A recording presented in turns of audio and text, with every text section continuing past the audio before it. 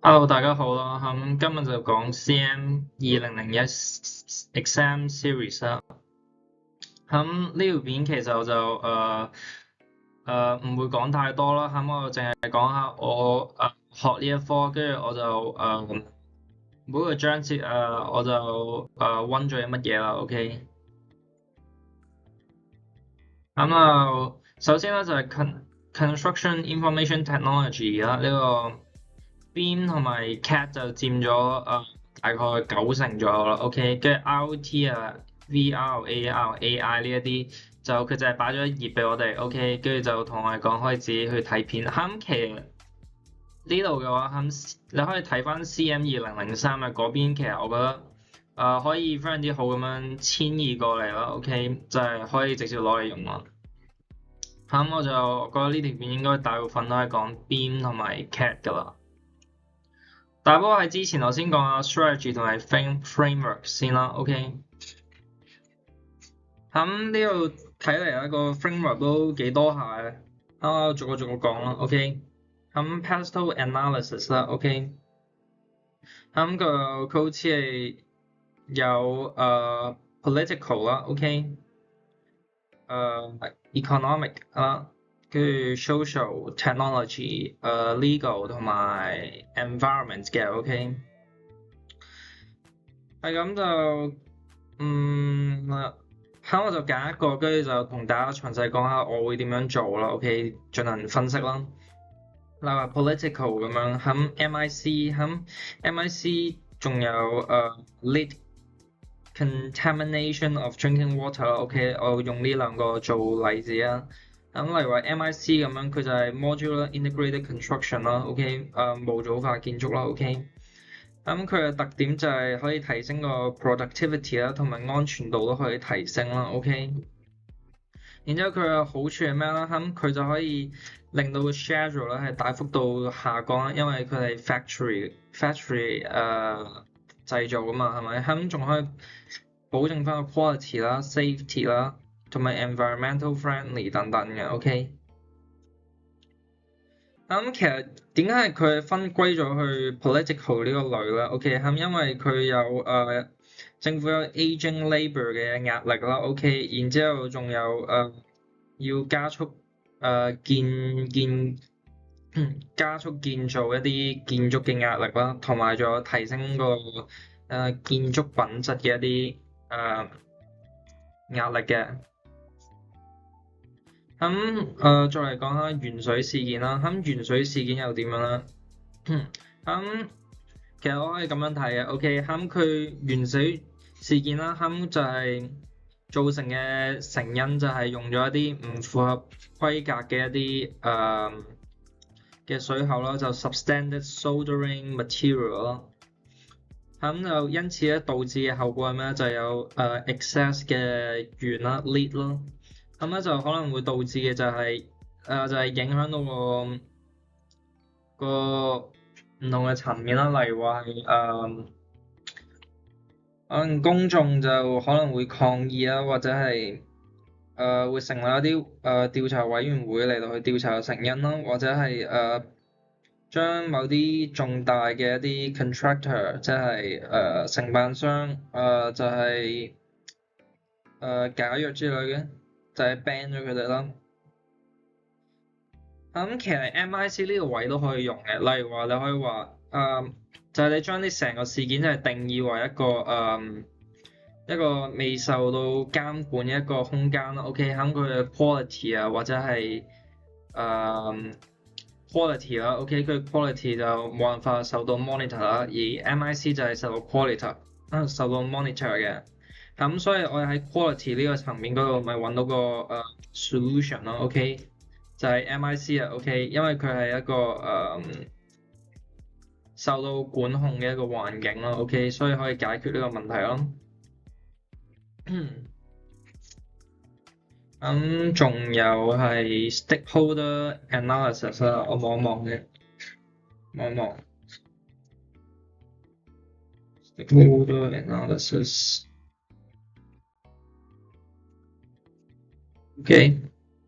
我冇其他啦，我就齋講啦，OK。其實 stakeholder analysis 嘅話，揾嗰一篇就主要就係揾個 analysis 嘅個 purpose 係點樣咯。OK，跟住我發現就係stakeholder analysis 嘅 purpose 就係揾到嗰個 stakeholders 佢哋嘅需求啦，佢嘅 need 啦，從而去制定各種各樣嘅一啲嘅requirements。就呢個就係目的。OK。然之後仲有咩 engagement strategy 啊、stakeholder management strategy 之類嘅我諗下先。咁就有一個interest power grid，OK，就係一個向量圖，OK，坐標向量圖，OK，大家可能記得嘅。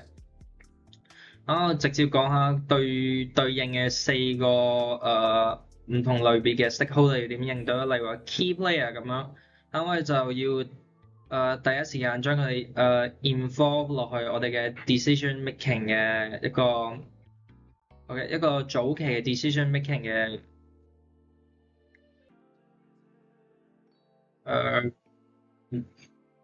點講啦？決策啦，OK，總之就係要 involve 佢哋落去 decision making 嗰度咯，OK，仲有就係保證翻個 collaboration 啦，就係溝通啦，OK。咁但係假如話係佢就係low interest 嘅，但係 high power，high power low interest 嘅，咁又點處理咧？咁首先我哋要滿足翻佢哋嘅要求啦 ，satisfy 佢哋嘅 needs 啦，你又保證翻佢哋就係唔會濫用佢哋嘅 power 嚟到去對我哋嘅計劃造成任何影響咯，同埋我哋同樣都要保持翻個 collaboration 嘅。而假如話係high interest 但係 low power 又點做咧？咁就係要 inform 佢哋啦，OK， 提供一啲資訊俾佢啦。而家要 low interest low power 嘅，咁我哋就好簡單，就係唔好 involve 佢哋，佢盡量唔好俾啲資訊佢哋啦，就係咁簡單。OK， 就係呢4個去處理。做 SWOT analysis、strength、weaknesses、opportunity 同埋 threat 啦。OK， 呢個我發現佢就冇講太多嘅，所以我就溫唔到太多，所以就唔講啦。OK，project success，project success 就其實就首先就係佢有一個點講啦？佢首先我哋揾個 purpose 先嘅，OK， 就係揾到就係點解會有一個 project success 喺度啦，OK， 然之後就係有一個叫做咩 success criteria 嘅，咁就係個 how 咯，OK， 就係如何咯。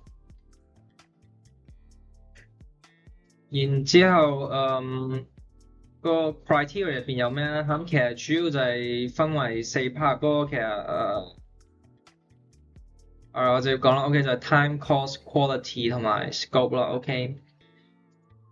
然之後好似仲有啲我唔記得咗個叫咩，但不過佢好似有1至9嘅，跟住1至9項嘅項目，跟住分咗俾佢哋，例如話3同埋6咁樣就係3同埋6係咩咧？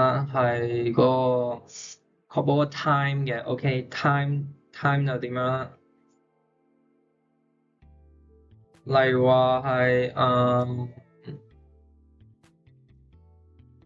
講真我唔太記得，OK， 好似有個 compensation 嘅，OK，time 嗰個就係確保翻你係喺計劃內嘅時間內完成啦，OK， 跟住就個 compensation 就當有啲突發狀況啦，OK， 咁你就要就會觸發呢個 compensation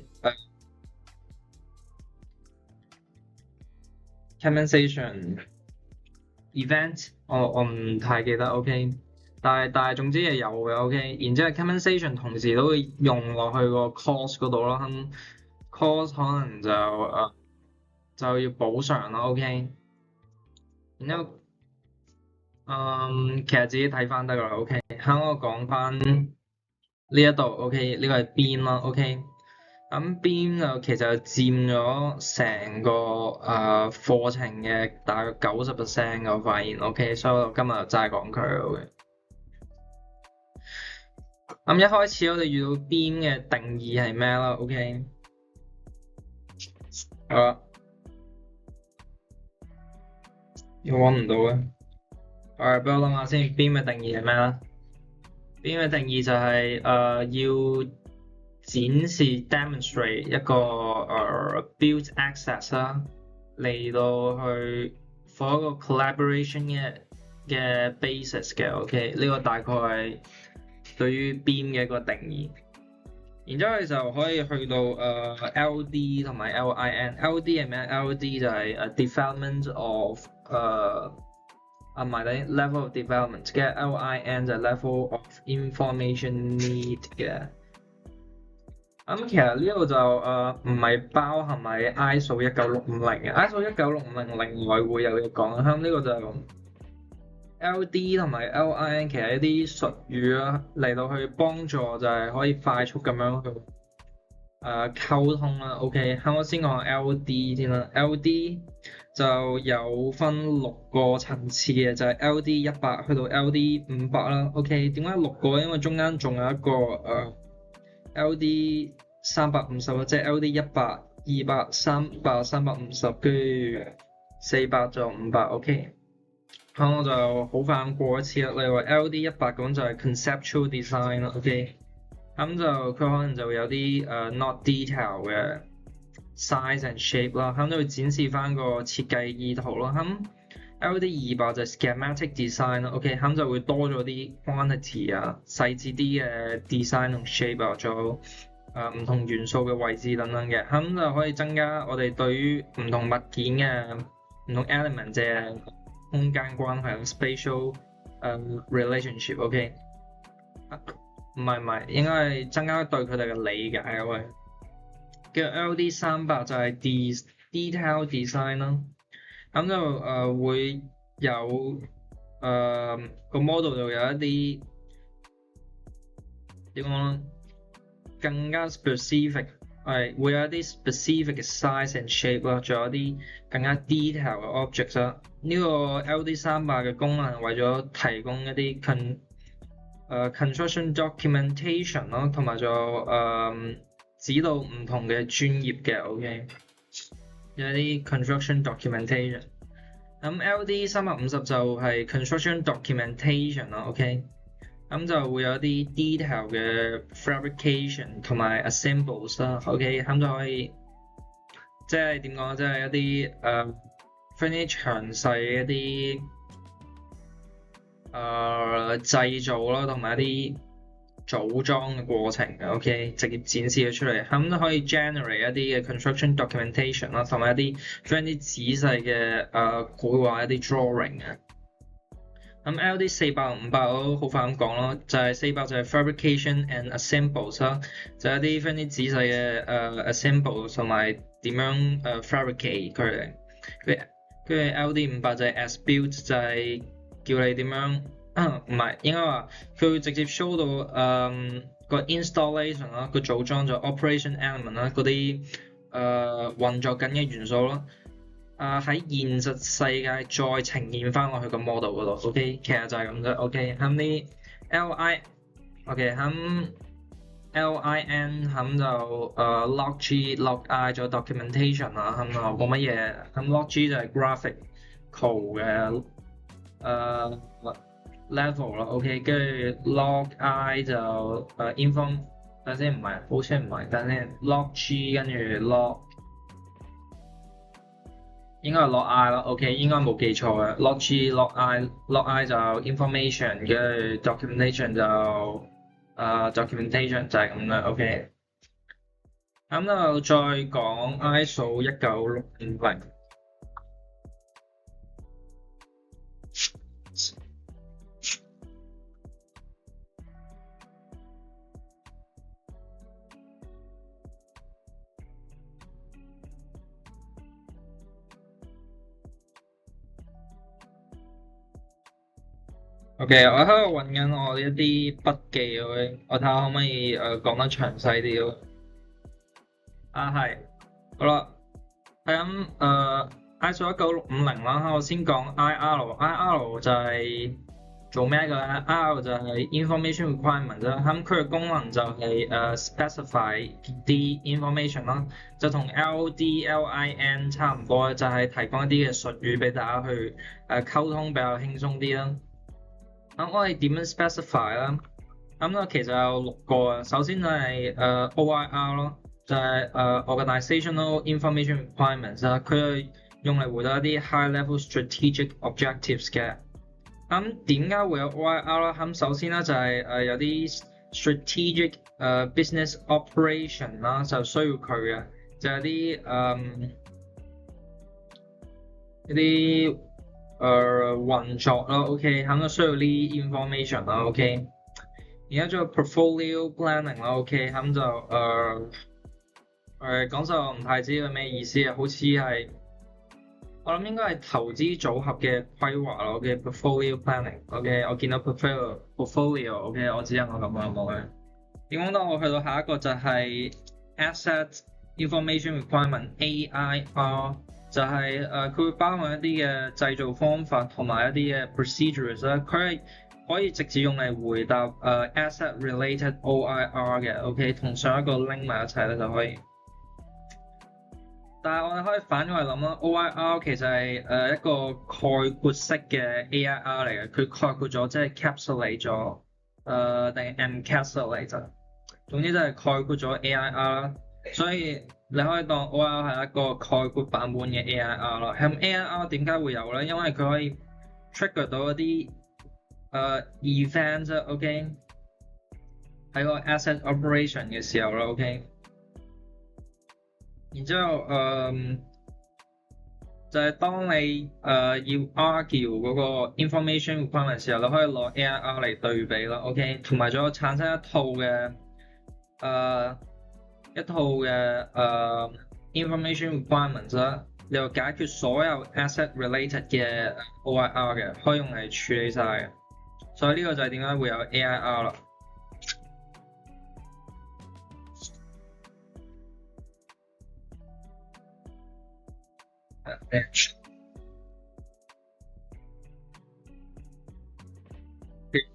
PIR 同埋 EIR，OK。PIR 係乜嘢嚟㗎啦 ？OK， 咁就佢都一樣係回答一啲 high level strategic 嘅 objectives 㗎啦。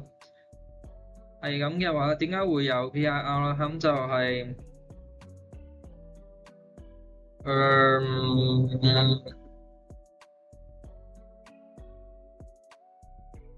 OK， 因為可能要產生有陣時候，我哋就要幫 client 產生一套一 set 嘅 PIR 嚟到去處理問題啦 ，OK。而 EIR 啦，咁就係同樣咧，就係可以回答翻 PIR 啦，而且佢可以產生一啲 information 用嚟 for coordination 同埋 details 嘅 ，OK。咁 EIR 嘅話，佢就應該會係處理晒所有嘅無論係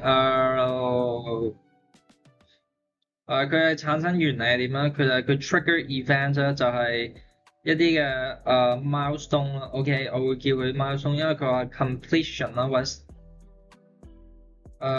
completion of some 或者 all project stage 嘅。OK， 咁就我當佢係 milestone 咁樣記。OK， 然之後做 establish appointment 嘅時候啦。OK， 就係產生一啲appointment 啦。咁 appointment 咩時候會有咧？咁就係會喺一啲information management process 嗰度啦 ，OK。咁我就等陣講嘅 ，OK。咁 AIM 同埋 PIM 其實出現得比較頻繁啲 ，OK。例如話 AIM 就會出現喺 CDE 嗰度啦，咁 PIM 就可能會比較頻繁。CIM 同埋 AIM 就會同時出現喺個 information management process 嗰度啦，就係佢會有一個變化過程嘅，就係由 PIM 變成 AIM 嘅。咁我先講下 PIM 同埋 AIM 係乜嚟嘅先啦 ，OK。咁 PIM 佢就係用嚟support 成個 delivery 嘅，就係成個 project 嘅 delivery 嘅。然之後佢可以提供一啲嘅長期嘅 archive 啦，OK，archive 咩 archive？archive 就係你當一啲資料集咁樣嘅嘢，OK。咁呢個資料集會包含啲乜嘢咧？例如話你話唔同資料嘅位置啦，location of equipment 係咪？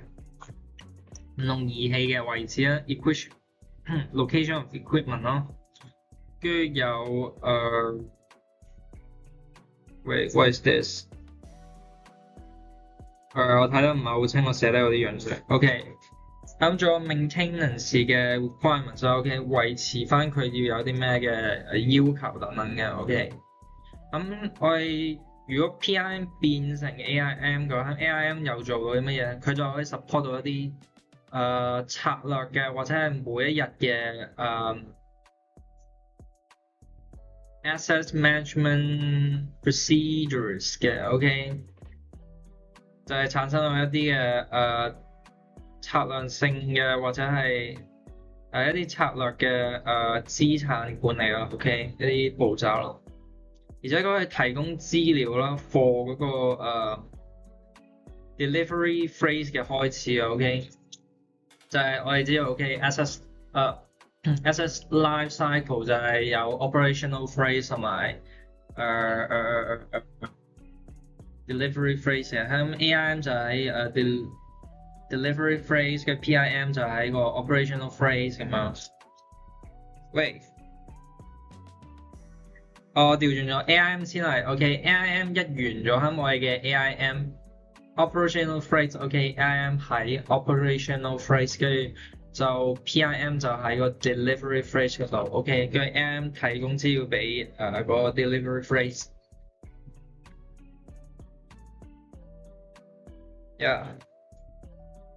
做乜嘢啊？係啦 ，life cycle，OK， 我而家講 asset life cycle，asset life cycle 佢可以定義翻一啲 specification and delivery， 即係喂，等先 ，define specification and delivery。我諗下先，其實 asset life cycle 點樣啦？佢係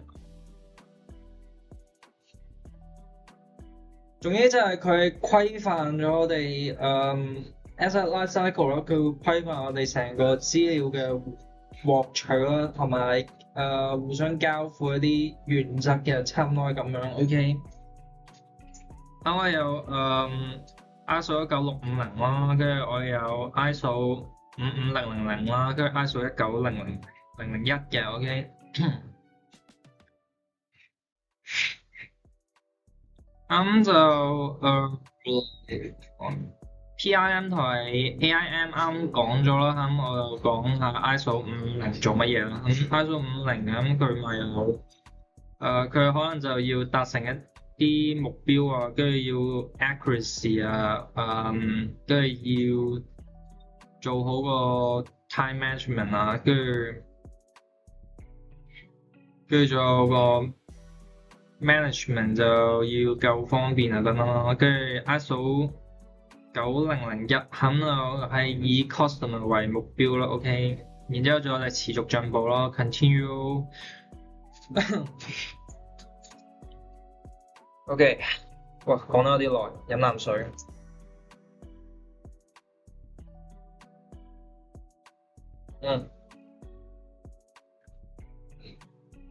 Yeah，continue improvement，OK， 就係確保翻呢一啲嘢啫 ，OK。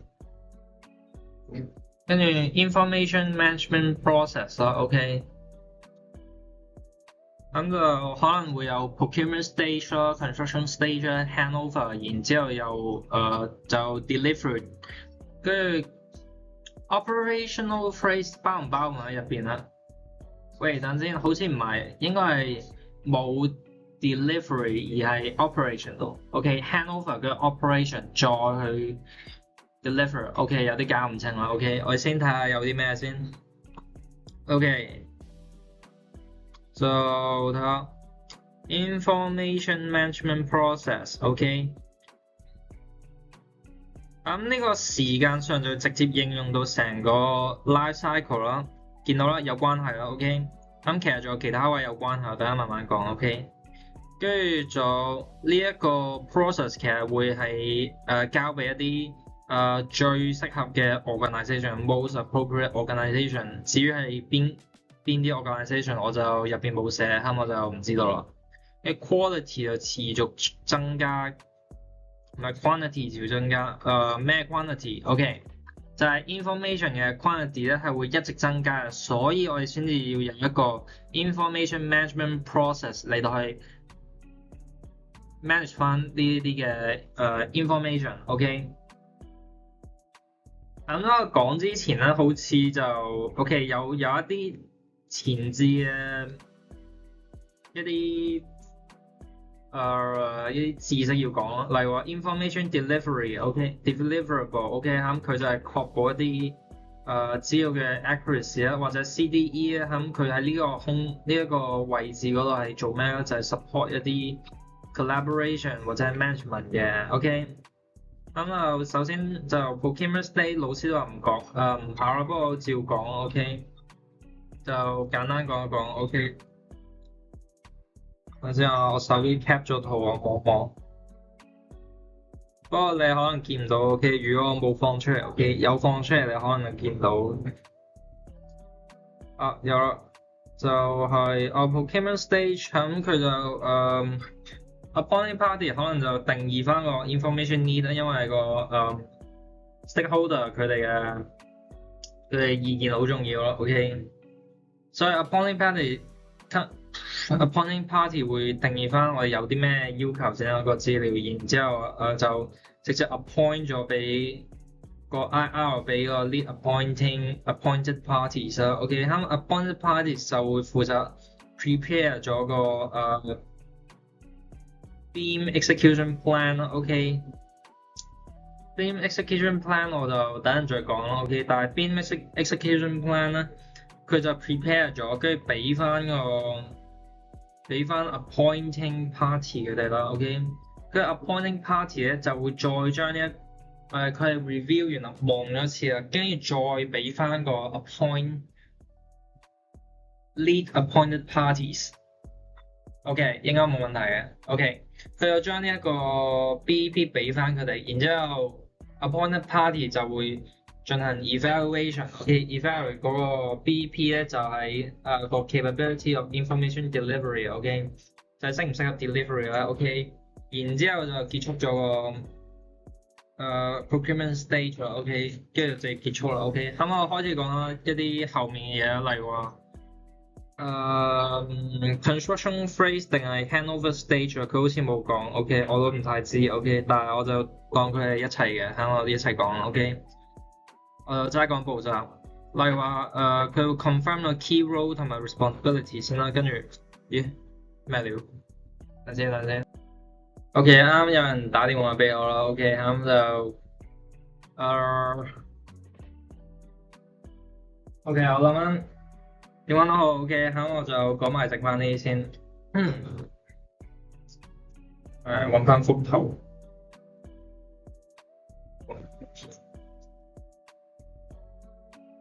去到呢個 stage 咁 appointing party 佢可能就會，佢就會根據呢一啲資料啦 ，OK， 咁就做一啲決策嘅 ，OK。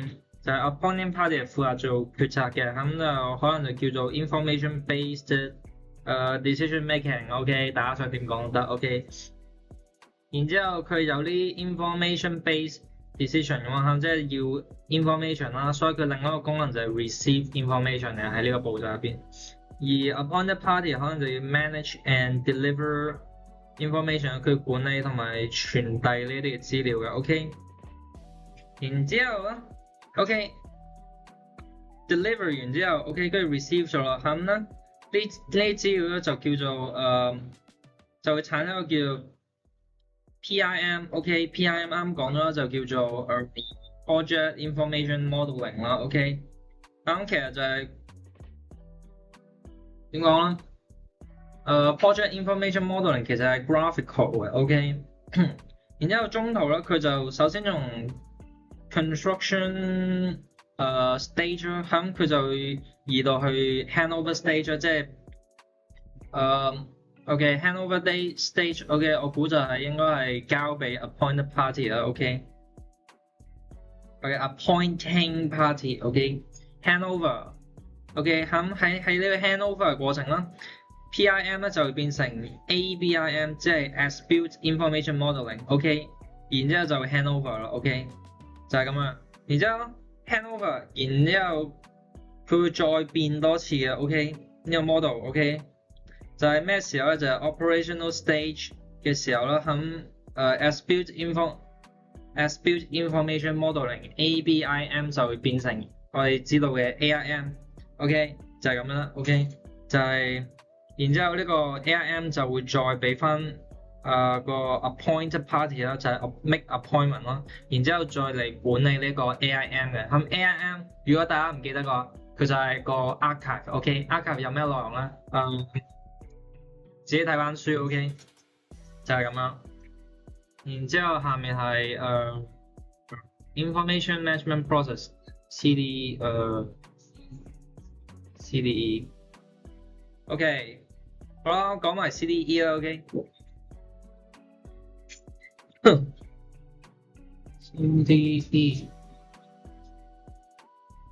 喂，我好似未講 information management process 係個目的係咪 OK 咁 information management process 其實佢係獨立於 access life cycle 嘅，但係佢係作用於成個點講啦，全部嘅 stage 啦 OK 無論係 procurement 又好operation 又好 OK 跟住 deliver 一樣嘅總之就係所有時間佢都會作用啦。然之後啲 requirement 咧，佢就等先。OK 其實我唔太記得啦 OK 但係佢會作用喺成個過程嗰度 OK 成個 process 嘅。咁我而家講 CDE 啦 OK 咁我就已經冇筆記 OK 咁我邊寫邊諗啦 OK 就揾張紙嘅寫低 OK 好啦，俾我諗下先。CDE 係 CDE 好啦 CDE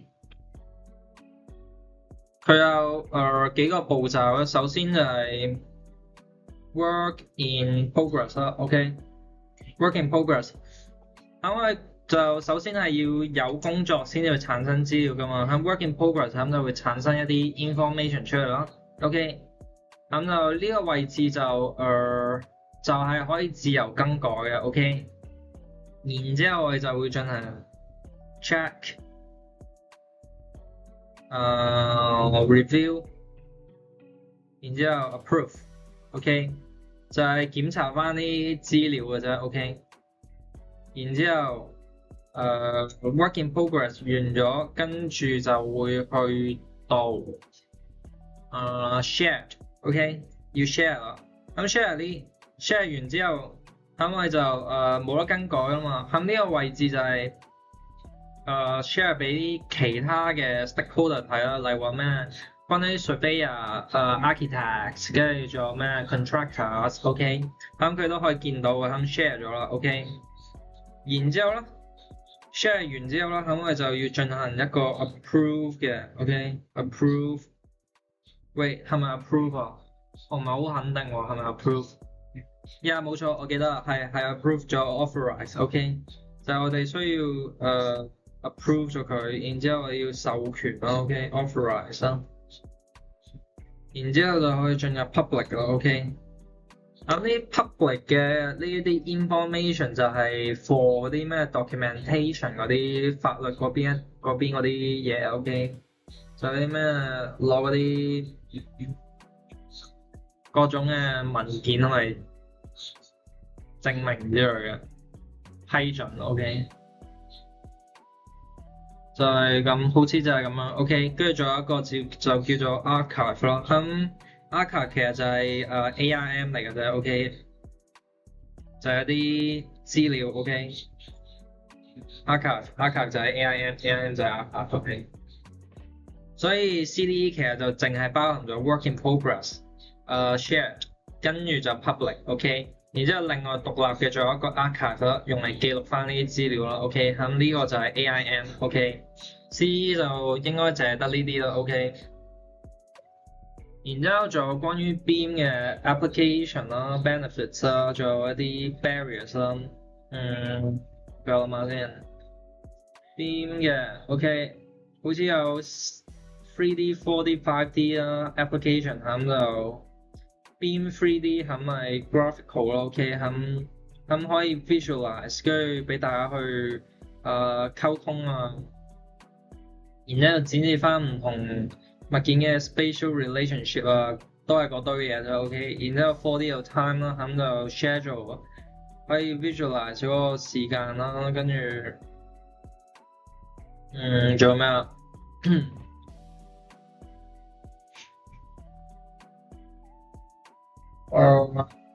？schedule。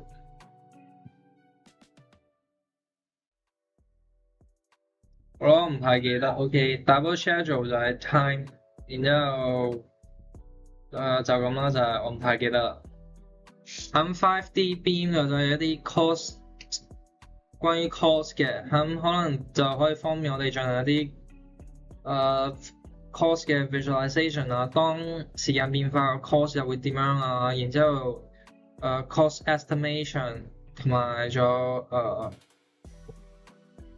一啲 budget 嘅一啲 make 一啲 budget tree decision 一啲嘢 ，OK， 就係咁樣啦。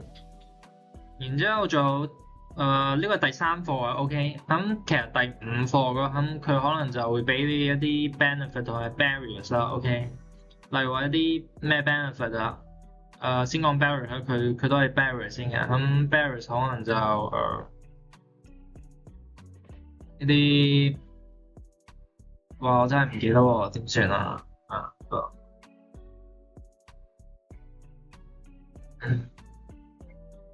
？OK，咁佢可能就會有一啲talent lack of talent 啊 ，OK， 就係人才嘅短缺 ，OK， 因為 Beam 嘅話其實你要操作個 operation， 咁其實要有一定嘅技能啊 ，OK， 咁就 lack of talent 啦。咁顯示出嚟咗嗰啲 training issue 咯 ，OK， 咁就係一啲 training 唔夠咯 ，OK。喂，好似係同一樣嘢嚟喎。好啦，你當我頭先兩段都係同一個嚟啦。可能仲有啲咩 security problem 啦，OK，咁因為就係呢 digital 嘅咁知識產權有機會俾人偷啊嘛，咁就 hack and steal 啦 ，OK， 就係。俾人 hack 咗佢偷走咯，知識產權嘅英文叫咩？叫好似係叫咩 assets 啊 ，knowledge assets 嗰啲。用手機 search 下先，知識產權叫咩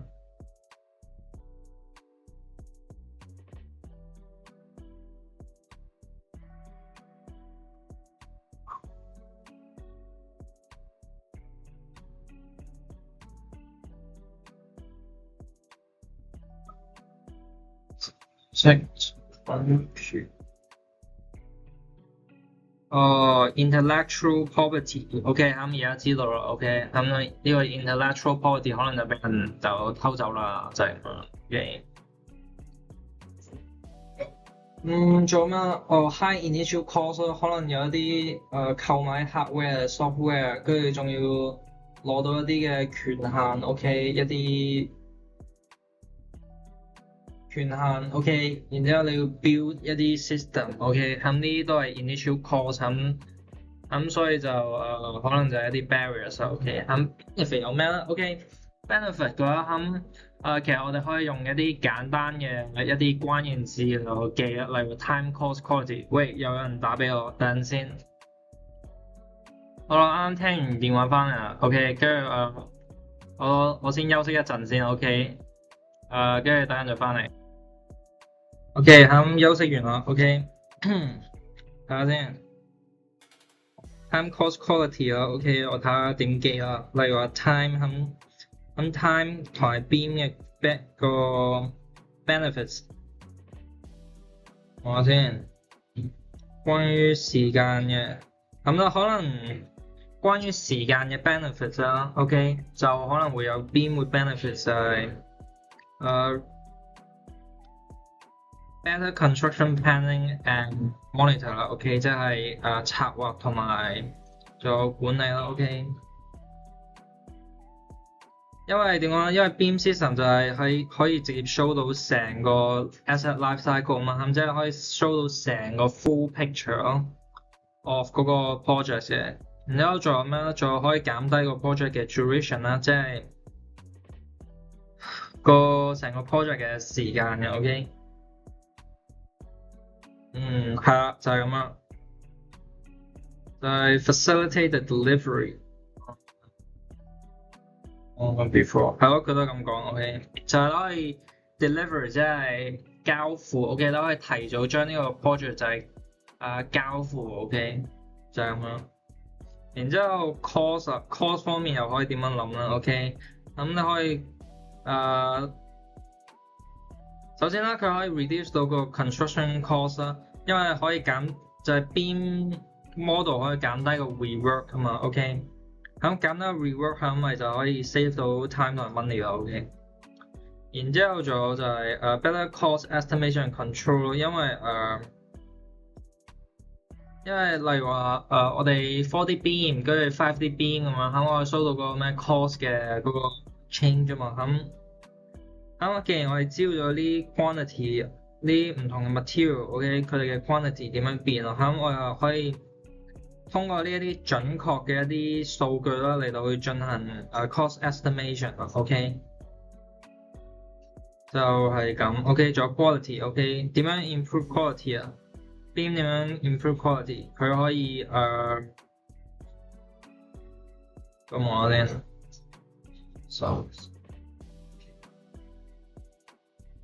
咁佢就可以 facilitate the ease of assessment of 嗰個 construction，佢減低個評估個 construction material 同埋 work process 嘅難度啦。OK，呢個就增加quality 嘅。其實仲有一個咧，就係另外一個記呢一個 benefit 嘅方法，例如話你可以諗就係 life cycle。OK， 啱提到嘅 life cycle，咁佢可以點記咧 ？OK， 就係BIM system 咯，OK， 咁就佢係直接使用喺成個life cycle 嗰度啊，所以自然嘅話，